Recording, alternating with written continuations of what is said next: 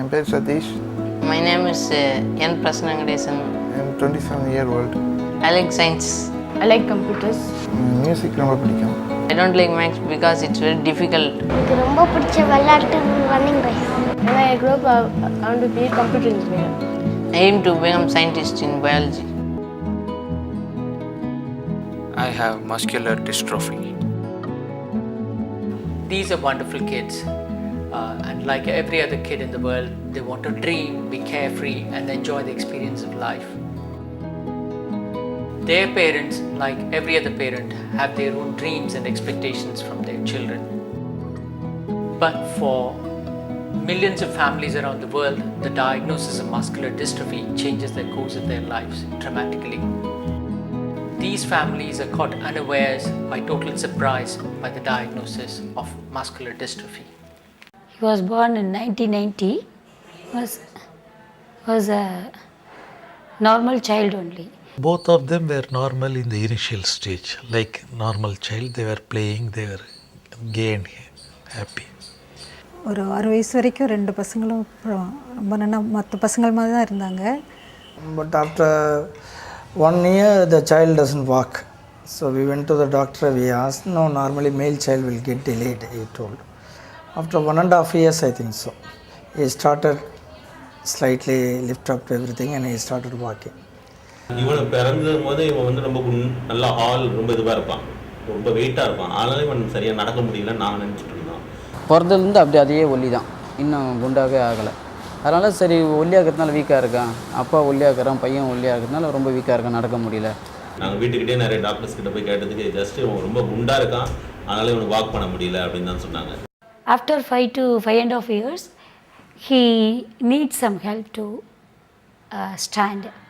And by 6th year, my first son was finding it difficult to get up and walk also. And climbing staircase was also difficult. Somebody has to hold him. And by the time my second son attained that age, he was also having the same problems. But now my second child also affected fully. So now he stopped walking from last week onwards. He is unable to walk without any support. Support also, he is walking only 500 meters to 600 meters only. Most of these parents have never heard of muscular dystrophy until their children were diagnosed with it. Dystrophy is the absence of protein in the muscles of the patient.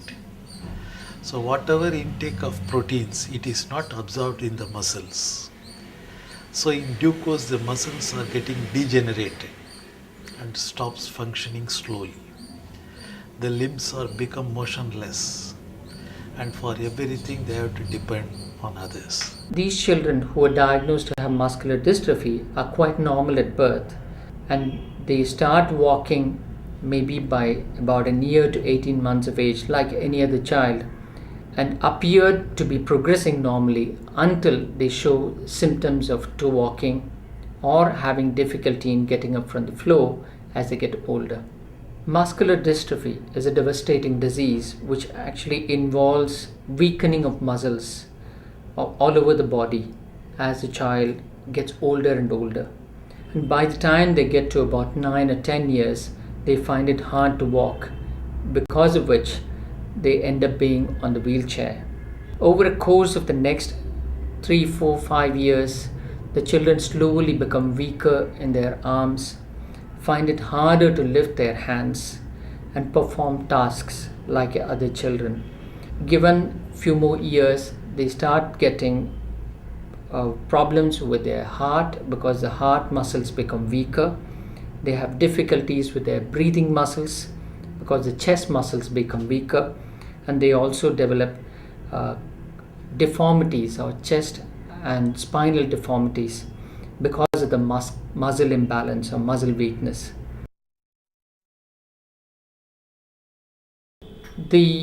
One of the biggest problems with why these children develop muscle weakness is because they lack a particular protein called dystrophin.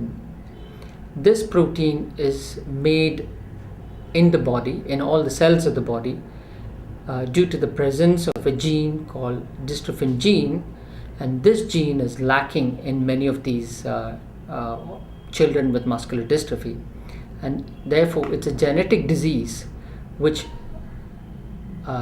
is brought out in the form of weakness in the muscles due to the lack of production of a protein called dystrophin.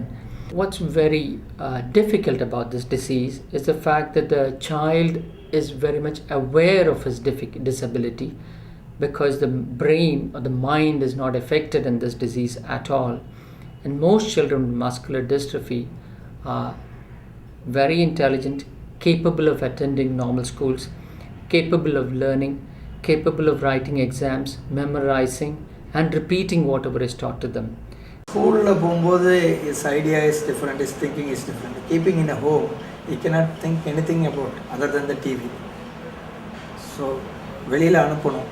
I think as far as the need for these families go, from what I understand from by having dealing with these families over the years, is that they want people to understand that their child is a normal child like any other child with a disability, and they want their child to be able to perform things, and even with the disability to overcome difficulties or disabilities and be able to attend normal schools, to be able to write their exams, to be able to do as many things as normal children would. And for that, the society has to be supportive. Once in a way, we take this boy out in a car to see the places and people, to keep them happy. I have provided an assembled computer set for him to meddle. TV is the world for them. 94க்கு அப்புறம் பெரிய பையன் வெளியிலேயே போனேன்.